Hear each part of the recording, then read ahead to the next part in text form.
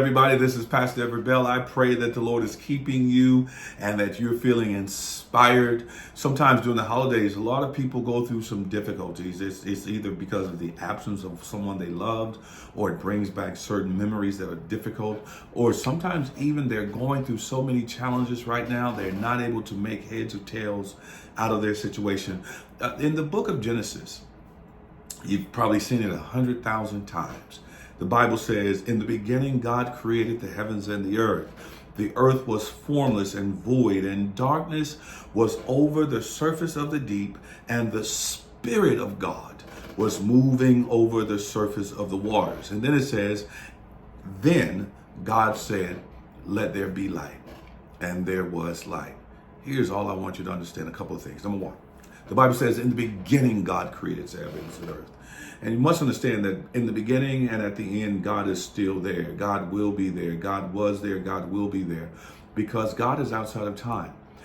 God is not ordered by time. And that's why the Bible says a thousand is to a day and a day is to 1,000 when it comes to him. Because he doesn't operate in chronological time. He's Kairos time. It's his time. It's what he decides. It's what he declares in our lives. And so that's number one. Wherever we are, God is there. Wherever we are, God is there. Whatever we're going through, God is there. God will be there. God is there. God was there outside of time. So he's always with us. We are always connected to God, regardless of where we find ourselves and what we find ourselves going through. But I want you to see something else. Verse 2 says the earth was formless and void, and darkness was over the surface of the deep. And the Spirit of God moved over the surface of the waters. And I want you to understand this. This is God ordering chaos.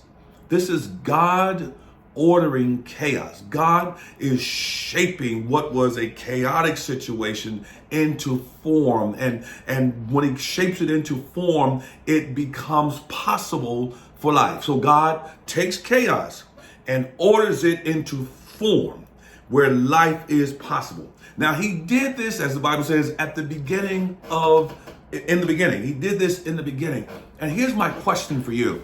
If God can take the cosmos and move chaos into orderly form so that life can abound, how much can he do in the chaos in our lives? How much can he do? The challenge we have is we don't always give it to him. Sometimes we go through certain situations and we give up on God, or sometimes we go through certain situations and we don't even think to invite God into our circumstances. We don't even think to invite God into our personal chaotic situations.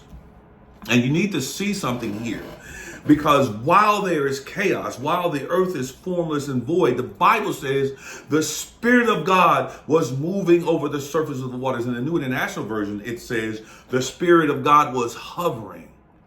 It's almost like God's Spirit is waiting to be directed to do something. It's like it's kinetic energy. It's waiting to be directed. It's waiting to be activated in a situation. This God is like ready, right? The Spirit of God is ready. And then and so when God says, let there be light, the Spirit of God says, oh yeah, here I go, and goes to follow through on what God's commandment is. I only said that to say this.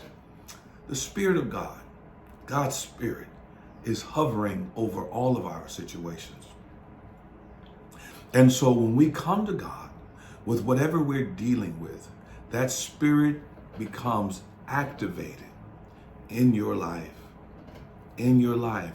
And just like God said, let there be light, God will speak into your situation just the same. He was in the beginning, he will be at the end, and he is right now. Invite God into your life.